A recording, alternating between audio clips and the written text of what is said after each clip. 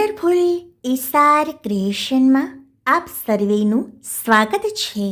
આજે આપણે જોઈશું પુરુષોત્તમ માસ કથા દિવસ 12 ઘઉં કાકરાની કથા. મિત્રો, વિડીયો પસંદ આવે તો વિડીયોને લાઈક કરશો, વધારેમાં વધારે શેર કરશો. જો ચેનલમાં પહેલી વખત આવ્યા હોય તો ચેનલને સબસ્ક્રાઈબ કરી લેજો, કારણ કે આખો પુરુષોત્તમ માસ આપણે આવી જ રીતે અધ્યાય અને કથા સાંભળીશું અને જીવનને ધન્ય બનાવીશું. ઓમ શ્રી ગણેશાય નમઃ. ઘઉં કાકરાની કથા. રત્નાપુરી નામનું એક ગામ હતું. આ ગામમાં એક મોચણ અને એક સોનારણ રહે. નજીક નજીકમાં તેઓ રહેતા હતા. મોચી અને મોચણ આખો દિવસ મજૂરી કરે ત્યારે માંડ માંડ ખાધા ભેગા થતા.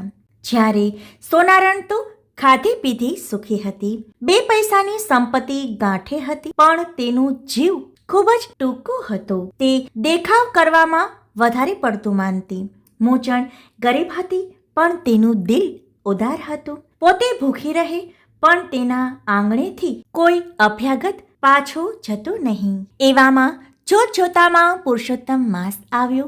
મોચણે પુરુષોત્તમ માસનું વ્રત લીધું. તે તો વહેલી સવારે નદી સ્નાન કરવા જતી, કાંઠા ગુરમાનું પૂજન કરતી, કથા વાર્તા સાંભળતી અને બ્રાહ્મણોને યથાશક્તિ દાન દેતી. સમય મળે દેવ દર્શને જતી. સોનારાણે પણ વ્રત લીધું હતું. તે સવારે વહેલા ઉઠી બની ઠની નદીએ નહાવા જતી. તેથી નદીએ તે મોડે પડતી. જ્યાં ત્યાં નહીં, સીધી કથા વાર્તા સાંભળવા બેસી જતી. ત્યાં બાજુમાં બેઠેલ બહેનો સાથે તે વાતોના તડાકા મારતી. કથા વાર્તામાં તેનું ધ્યાન બહુ રહેતું નહીં. પછી તે ઘરે આવીને કામકાજમાં લાગી જતી. પુરુષોત્તમ માસ હોવાથી મહોલ્લામાં કથા થતી. મહોલ્લાની બધી સ્ત્રીઓ કથામાં બ્રાહ્મણને દક્ષિણા આપવા માટે કંઈ ને કંઈ લઈને જતી. દરેક પોતાની સાથે મુઠ્ઠી ઘઉં લાવ્યા હોય એની ગોરમા પાસે ઢગલી કરતી.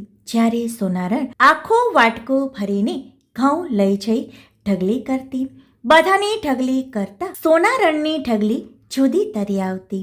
હકીકતમાં સોનારણ એક ભાગ ઘઉં લેતી અને તેમાં પોણો ભાગ કાકરા ફેરવતી. સોનારણ કથા સાંભળવામાં ઓછું ધ્યાન આપતી, પણ તેનું લક્ષ્ય પોતાની ઢગલી ઉપર રહેતું અને તે મનોમન ગર્વ કરતી.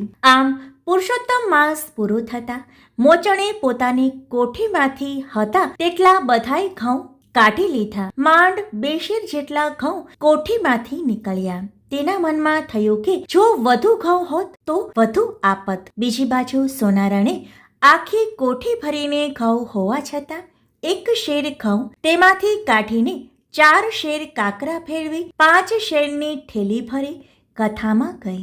બધાએ યથાશક્તિ ઘઉં ગોરમા સમક્ષ ઢગલી કરીને મૂક્યા. મોચણે પણ પોતાના ઘઉંની ઢગલી બધાની ઢગલીઓની બાજુમાં કરી. આજે તો સોનારણ કથામાં સૌથી મોડી આવી અને 5 શેર ઘઉંનો મોટો ઢગલો કર્યો. પછી તેણે કથામાં ધ્યાન ન આપતા પોતે કેટલા બધા ઘઉં લાવી છે તેની જ આજુબાજુમાં બેઠેલ બહેનો સાથે ચર્ચા કરવા માંડી. પુરુષોત્તમ ભગવાને આ જોયું. તે મનમાં હસવા લાગ્યા. તેમને થયું કે મારી સોનારણને પાઠ શીખવાડવું પડશે. જેવું વાવું તેવું લણવું, તે બતાવવું પડશે.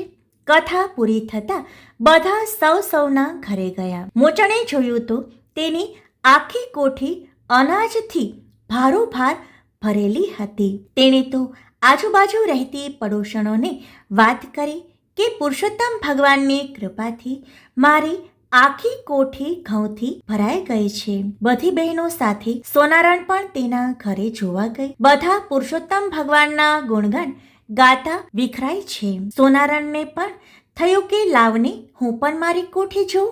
તેણે કોઠીમાં જોયું તો ઘઉં ભરેલ કોઠીમાં બધા કાકરા જ હતા. તેને થયું કે આ કોઠીમાં તો ઘઉં ભર્યા હતા, તેના બદલે કાકરા કેમ થયા? તેણે મનમાં વિચાર્યું કે કથામાં ઘઉંની સાથે 4 ગણા કાકરા ભેળવી મેં જે દાન કર્યું છે તેનું જ ફળ મને મળ્યું છે. તે તો મનોમન રડવા લાગે.